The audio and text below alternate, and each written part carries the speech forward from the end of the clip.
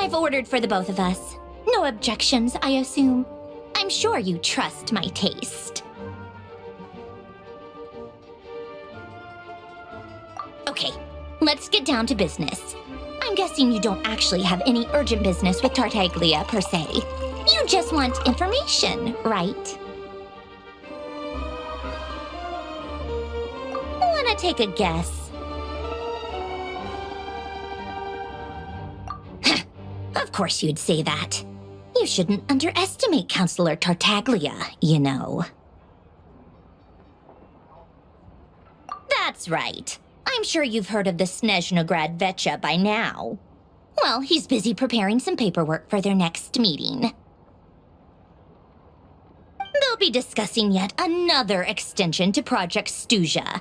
It's basically all anyone cares about in the Veche these days.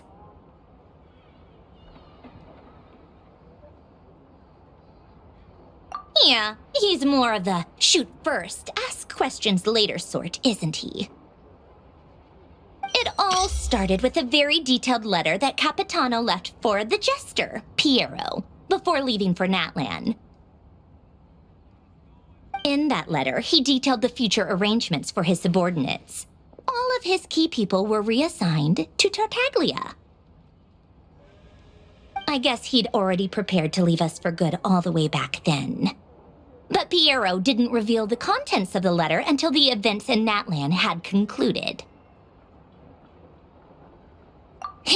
That was his reaction, too. Why me? With a bewildered look on his face. He'd always assumed Capitano looked down on him. He was a man who kept his thoughts to himself and barely spoke to him the whole time they'd known each other. But he occasionally brought Tartaglia along to my tea parties back in the day. So to the rest of us, it was clear that Capitano had quite a lot of respect for his young comrade. By the rest of us, I mean my tea party regulars. Arlecchino, Rosaline, and... actually, not Columbina. She was probably oblivious to it. Anyway, then the Liues situation happened. Normally, it took a lot to get under Capitano's skin, but that time he was furious. It's not really my place to talk about it, though. You can ask Tartaglia about it sometime. Basically, Tartaglia probably had the wrong idea about Capitano all along, right up until Piero revealed the letter he'd left behind. Capitano believed that despite Tartaglia's immaturity, he showed great potential. Plus, he possessed a kind of purity rarely seen among members of the Fatui. Yeah, it's one of the few things that I'd agree those two have in common. But there's one other reason why Capitano chose Tartaglia to assume command of his troops.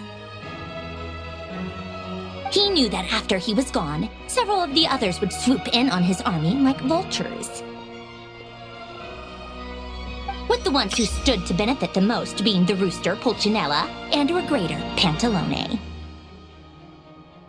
Once they divided Capitano's troops between them, they'd be more powerful than ever. No one would be able to stop them. So, you can see why Capitano chose to hand that letter to Piero, right? Exactly.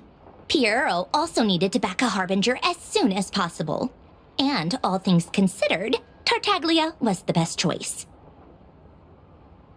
Even though Tartaglia has had the support of Northland Bank for a long time, he and Pantalone are ultimately not cut from the same cloth. I'd say Capitano made a good judgment call. Anyone else caught in this situation would probably feel like they'd been hung out to dry. His best course of action will be to distance himself from any shady business, while still maintaining friendly relations with Pantalone, but seeking Pulcinella's support at the same time. What's the point in having a tea party if you don't spill a little tea? Besides, none of this is confidential anyway. Ask any journalist out there. They'll give you all the lurid details. You'll see it firsthand if you ever sit in on a session of the Snezhnograd Veche. All the factional strife, whether open or unspoken, it plays out for all to see in that one little room. Having a voice in the Veche is the only way to steer policies in your favor. So, every person in that room represents a particular interest group. Pantalone, for instance, represents the financial sector, and Tartaglia represents the Fatui soldiers. Personally, I have no interest in political jousting, but since I have a number of engineers and researchers under my command, I have to make their voices heard.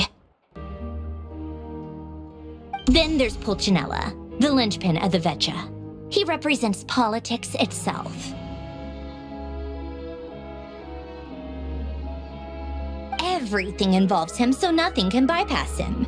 Any issue that comes up, he knows how to mediate.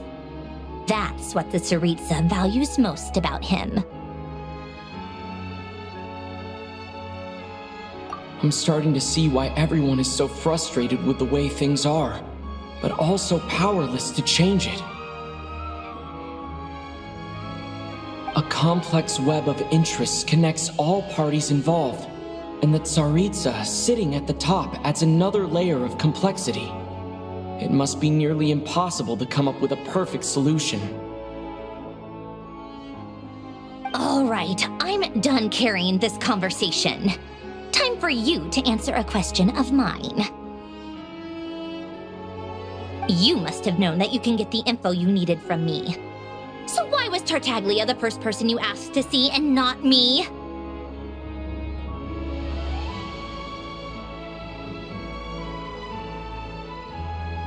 I just don't understand, that's all. Anyway, do I really need a reason? Wait. Oh, I think I know what it is. Columbina passed on my message to you before you left Not Cry, right? I only meant you should be mindful of which side you're on. Is that actually why you didn't ask for me? Because you took that to heart?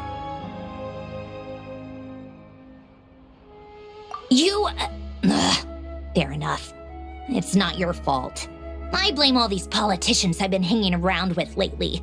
Always beating about the bush when they talk. I guess it must have rubbed off on me. Anyway, just ask for my help next time, okay? Little things like this are no problem. Lady Marionette. What now? Can't you see I'm on my break? Whatever it is, just leave it on my desk. I'll look at it later. Sorry to disturb you during your break, ma'am, but I'm afraid it's an emergency. Isn't it always? I've told you before, fixing the tracks and transporting ice blocks does not constitute an emergency. The equipment in Svietlolaitovka is in urgent need of maintenance. With how the weather's been recently, we suspect that the cause is a buildup of snow, exceeding the maximum weight limit. The supports on one of the machines broke and fell, awakening a dormant beast and leaving many of the ice miners trapped in a nearby ice cave. Luckily, Odette's team was nearby and launched a rescue operation, but we're still facing a severe manpower shortage for both the rescue and engineering teams.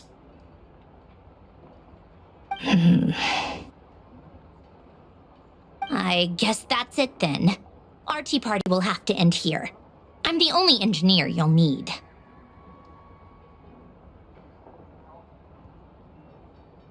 Do you actually want to come with, or are you just saying that?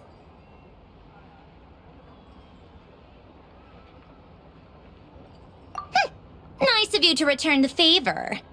I'll have a couple of people look after Paimon. They can let her know that you had to step out for a while. Given how urgent this is, I'm sure she'll understand. And honestly, I'd rather have your help than anyone else's. Between your skills and experience, you would be reliable help. Then let's go. You, take 2 people to Pavorier restaurant. Find his room and watch it like a hawk until we get back. If anything happens to Paimon, you'll be answering to me. Yes, Lady Marionette.